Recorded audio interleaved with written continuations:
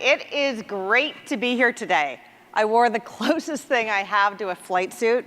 Hope, not quite sure, but close enough. And I wanted to start today with a slide as a nod to our theme that highlighted probably one of the most high-performing teams on Earth. I don't know who's seen the Blue Angels. They're unbelievable. We are lucky to have a fighter pilot who will be speaking with us later today, and he can certainly confirm or deny, but I believe their margin for error is 6 to 12 inches. They make a little mistake, and it's going to cost them a $21 million plane and potentially their life. So with that, let's figure out a little bit more in terms of how to build a high-performing team, just like the Blue Angels. So the people you see on this slide are a whole variety of entrepreneurs. They're founders, they've developed companies, products, and now they're building and scaling at all different stages. Michelle Grant, in the upper left, started a company about 18 months ago called Lively, and her mission is to empower women through the creation of a line of clothing. She has about 11 employees, and so she's early. Eric Wu, in the top right, founded a company called Open Door. Open Door has added 200 employees to their now 300 employee base in the last year and a half. And he's a platform for residential real estate. Mike Farley, in the middle, started a company called Tile, which is a hardware device that you attach to your keychain, and then you can download an app to help find your keys if you lose them or anything else that you might want to find. He has about 120 employees and is scaling quickly. Then you go to the team at Airbnb, thousands of employees around the world and scaling quickly. So everything from Michelle at Lively through the team at Airbnb, you have all stages of growth, all kinds of different products, services, but the common denominator are people. And in terms of starting to define and think about how to create a great foundation for your people, I like to think about the mission, as you do when you're a fighter pilot. But the mission of a company is so critically important because it's the why. And mission statements and missions, as tech companies are now defining them, have changed over the last several years. This is IBM's mission statement from not long ago. It was the mission statement up until 2003. At IBM, we strive to lead in the creation, development, and manufacture of the industry's most advanced information technologies, including computer systems, software, networking systems, storage devices, and microelectronics. Quite a mouthful, and the reason for people to get out of bed in the morning. Our more recent tech companies, look at the difference in the missions. Facebook, to make the world more open and connected. Airbnb, to help create a world where you can belong anywhere. Belonging anywhere is their brand essence right now. Open Door, we're helping people move on to life's next chapter. No mention of a product, no mention of a service, a broader, purpose-driven communication, succinct, but very much attached to human emotion. This is a huge recruiting advantage, and it's what millennials expect. Values is the second pillar that I think is really important. Values are the behaviors that you both reward and punish. It's the actions and the behaviors that people exhibit within your company, no matter the stage, from 2 people to 2,000 people. Your values are the behaviors, again, that you reward and punish.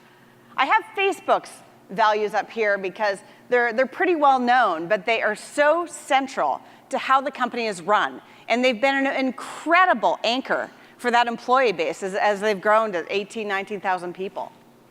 Focus on impact, be bold, move fast, be open, build social value. All action-oriented phrases that inform the employees for how to act. Absolutely critical. So remember, values equal behavior.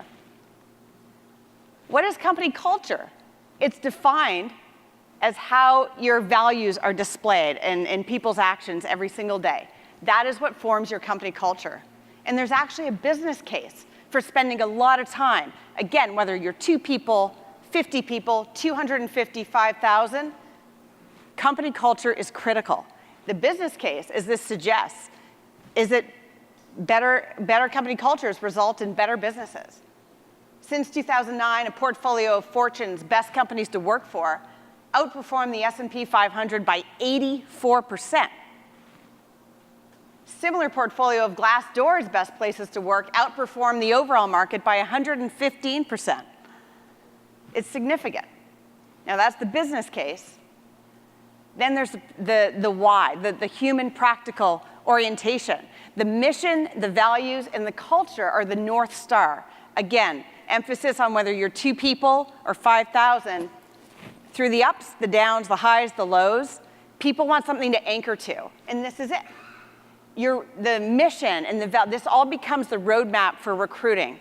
Recruiting is as competitive as it's ever been, especially in this geography, as it is around the world. And to anchor, you have to give your recruiting team and your talent team something to anchor to. So hard to know where they're going, hard to get to where they're going without a roadmap. This is their roadmap. It's a fabric for decision making. I remember being at Facebook and having people really question some of the decisions that Mark was making about this or that or what have you. And the common phrase that kind of came back with, well, he's so committed to our mission that he makes decisions around making the world more open and connected. That's a powerful thing as a leader. It defines who you are as a company. So I'm a big believer in action. For the founders out there, whether you're early, mid, or late, here are 4 things to really set the foundation around what I just discussed. 1, invest the time to define the mission, your higher level purpose, the meaning in what you're building, the why. And the millennials expect it. When you're recruiting, sometimes you cannot compete on cash, but you can compete by connecting emotionally with those candidates from very junior, graduating from college, through your senior leaders. They need to attach to your mission and to the broader purpose of what you're doing. 2, invest in a values exercise. You can do this either internally or there are external teams that are excellent at facilitating this. But starting, a lot of companies oftentimes go to their aspirational values. They will write trust, integrity, and honesty on a paper, frame it, stick it on the wall. Don't do that. Start at the beginning and figure out what are the behaviors that exist at your company today. So what are the values? What behaviors are you rewarding and what behaviors are you punishing? Craft the aspirational values and then work to get there. I actually had a company, small aside, who was acquired by a larger company that we would all know. And when the acquirer came to visit them, they had their values. They did not clearly subscribe to them. They had the values in a frame that they would put next to the wall, and they would put them off the wall when the acquirer was not there. When they came to visit, up on the wall they went. Not what you're trying to create. Use data to help manage your culture. There are excellent tools out there. The whole premise is to apply science to your people. We apply science and data to everything else. Do it, use the same philosophy around people management. Culture Amp is a great tool. Glint is a great tool. There are many, many others, but that you can use them to kind of pulse your employee base on a periodic basis without a lot of heavy lifting to understand what's going on within your company. You can do the 10-minute survey. It comes back. You can see very, very quickly. They're really nicely designed products, and you can see quickly where people, beliefs, ideas are kind of sitting, make micro adjustments or macro adjustments, and pulse them again. And set the tone from the top. Nothing new, but so critical and so important that I wanted to emphasize it. It comes from, as the CEO and the founder, you are the barometer for the temperature within your company. So you have to set the tone around setting this foundation and building from there. Building high-performing teams. I'll run through this relatively quickly, and then I have a how coming up. But seemingly simple again, hire the very best leaders. Simple, but not so simple. Take the time to think about who you're going to partner with to do those searches, or if you're going to do it yourself, come up with a strategy for doing that. There are tools out there. Use a scorecard write down the accountabilities.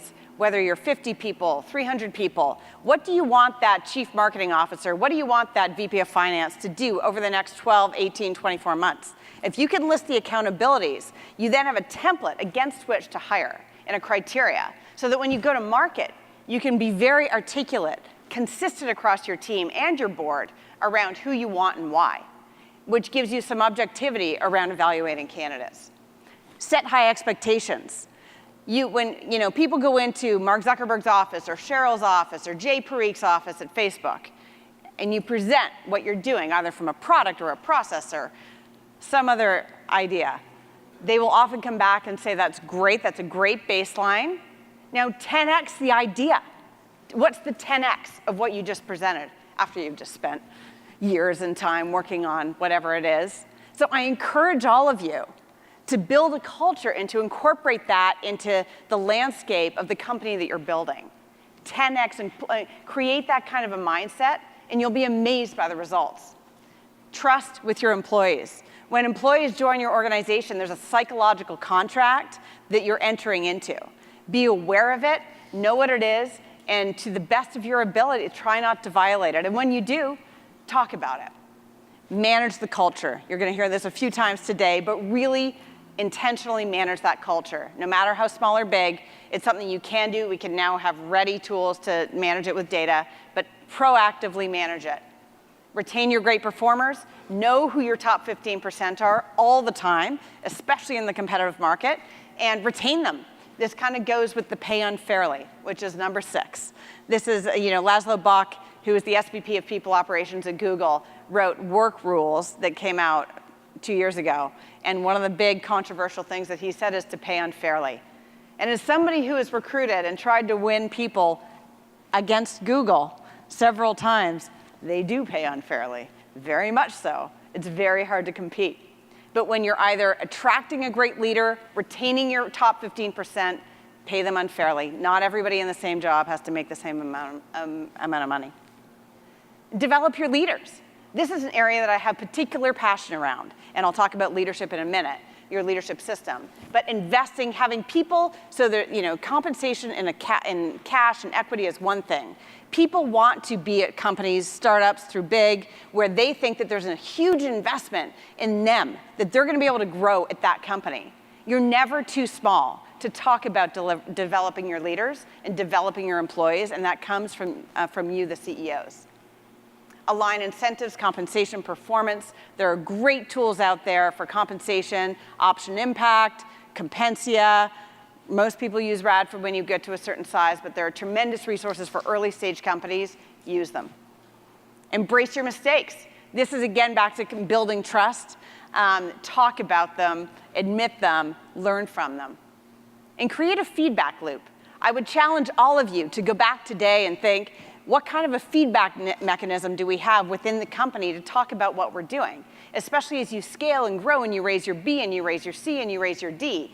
Are you able to, it's harder and harder to understand what's going on within the different, organizations within your company, within the different functions. So create a systematic feedback loop to help you get that input and fire fast. Once you know you made a mistake, you've got to move on. Quick examples. Che Wong is the founder of a company called Boxed. Boxed is the Costco online for millennials. He was the son of Chinese immigrants, and he was the first in his whole family to go to university. He thought the experience was so impactful, not only to him, but also to his family, that he just offered to send, he has 500 employees, including the employees in his fulfillment centers. He offered to send all of their children to college on his dime. Not suggesting that everybody go out there and do that, but it's an unbelievable example of a CEO conveying his commitment to his employee base. And of his corporate employees, he has about 125. He's had 23 turnover since he started the company 2.5 years ago. Unbelievable, but get creative. James Reinhart is one of the best recruiter CEOs that I've worked with. He's the CEO and founder of a company called ThreadUp, which is consignment clothing. And when he was sub 100 people, he decided instead of using the conventional logic of going and recruiting a CMO by pattern matching or hiring from another tech competitor, he thought he did not want to use a recruiter, and he went out to market and said, what are the best brands in the world? Which brands do I hold in the highest esteem? And the one that he came up with was Virgin America. He went out with less than 100 people at his whole company and hired Anthony Marino, who was still there. He went and hired the CMO of Virgin America as a fledgling venture-backed company in Silicon Valley. It can be done. Get good at recruiting. Brian Chesky. I mentioned Brian. Most people are aware of Airbnb. 2 years ago, 2014, multi-billion-dollar valuation, doing unbelievably well. They had 6 core values that they adhered to. Brian went back, pulled the whole leadership team around a table. They revisited all of their values, stripped 2 away, one of which was simplicity, and they decided their business was getting too complex to kind of honor that in everything they were doing, so that is no longer a core value at Airbnb, and they redid their value sets.